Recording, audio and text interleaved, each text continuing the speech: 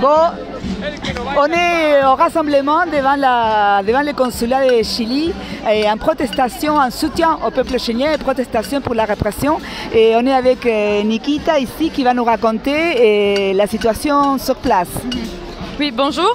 En fait, récemment, on a pu être témoin de nombreuses exactions aux droits humains au Chili. L'armée a été déployée dans les rues, de même que la police. On a été témoin de beaucoup de tirs de balles de gomme, ça s'appelle comment, flashball, de balles en caoutchouc. On a pu être témoin, il y a déjà 13 morts qui sont reconnus, pas par les médias officiels, parce que les médias sont extrêmement silencieux en ce moment. Donc on est en train d'essayer de mobiliser les médias internationaux pour parler de ça. J'ai déjà vu 4 vidéos où on voit la police clairement rouler sur des manifestants. Il y a eu aussi apparemment quelques dénonces de viol de part de la police et de l'armée. Il y a des vidéos où très clairement on voit la police en train de consommer des stupéfiants, donc de la cocaïne, avant d'aller réprimer. On est témoin de violences répressives qui ont été vues pendant les années 70 au Chili. Il y a un couvre-feu depuis de 7h du soir jusqu'à 6h du matin en ce moment. On est aussi témoin d'une répression dans les médias. Donc on voit que Instagram est en train de supprimer des vidéos. On voit que Instagram est en train de bloquer des comptes seulement pour publier des vidéos sur la réalité de ce qui se passe au Chili en ce moment. Donc on appelle tout le monde à enregistrer ces vidéos sur leur portable, les photos. Tout cela, c'est du contenu extrêmement violent qui a besoin d'être diffusé dans les médias. C'est très choquant, on voit beaucoup de coups aussi, donc appel à l'aide internationale et à l'information s'il vous plaît. Une autre question, Nikita, merci pour tout ce que tu nous racontes. Une autre question. Une copine à toi m'a parlé justement de la nouveauté à ce moment-là au Chili, que c'est le fait que pendant des années après la dictature militaire, les gens avaient trop peur justement de sortir dans la rue et de la répression. Et que justement, ça a changé ces jours-ci. Tu peux nous parler un peu de ça, s'il te plaît ? Oui, en fait, je ne dirais pas que c'est tout à fait nouveau parce que depuis 2011, on est témoin de la mobilisation de tous les étudiants, d'abord du secondaire, puis des universitaires. Et après, il y a tous les travailleurs qui se sont réunis. On a eu le mouvement le plus fort, c'est en 2011, avec la Révolution de los Pingüinos, qui sont les étudiants du secondaire. Et puis, en 2018, on a eu des revivals. Mais en fait, toutes les années, on a à peu près ce mouvement qui prend de la force. En ce moment, il s'est étendu à toute la population avec le mouvement d'évasion massive, du paiement du métro. Et puis, je ne dirais pas que c'est tout à fait nouveau, c'est quelque chose qui se cuit il y a très longtemps. Et puis l'inégalité a fini par achever tout ceci.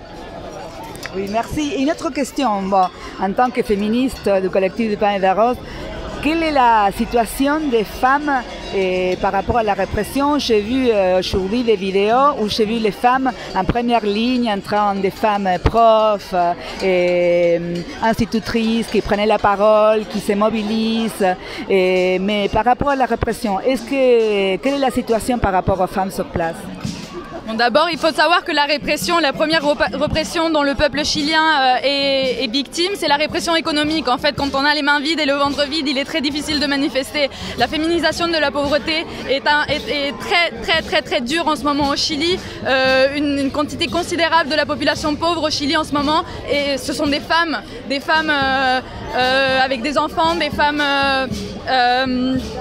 Donc ça c'est la première forme de répression. Et puis, comme je l'ai dit auparavant, il y a des dénonces de viol en ce moment. J'en ai vu 2. Après c'est de l'information que je n'ai pas encore vérifiée, mais c'est vraiment pas surprenant. Il y a aussi une grande mobilisation des étudiantes. En fait, j'ai vu énormément de vidéos de filles qui pratiquent de l'évasion massive.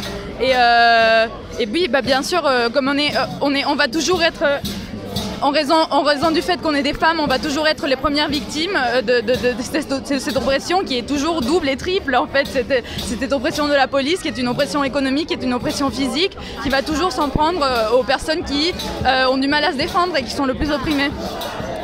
Oui, une dernière question pour connaître ton avis, parce que voilà, la France a une triste et longue histoire avec le Chili.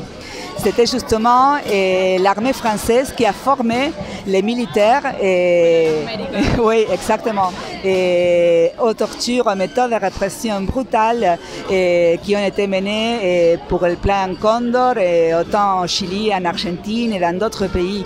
Donc, quel serait ton message justement pour la jeunesse française par rapport à tout ça et le rôle qu'elle peut jouer justement à ce moment aujourd'hui de soutien à la population et la lutte du peuple chilien? Oui, on ne peut plus continuer à dire que la France est le pays des droits humains. On sait maintenant que la France a institutionnalisé la torture après la guerre d'Algérie dans l'école de las Américas. Elle a formé toutes les personnes qui ont torturé pendant les dictatures au cône sud et dans le reste de l'Amérique. Et puis, il faut exiger à la France de dénoncer tout ce qui est en train de se passer. Ce n'est pas possible. La France est malheureusement un pays où la répression policière existe aussi, mais maintenant il y a un rôle des pays à l'étranger de dénoncer ce qui arrive. Ce n'est plus possible. Bon, merci. Merci beaucoup.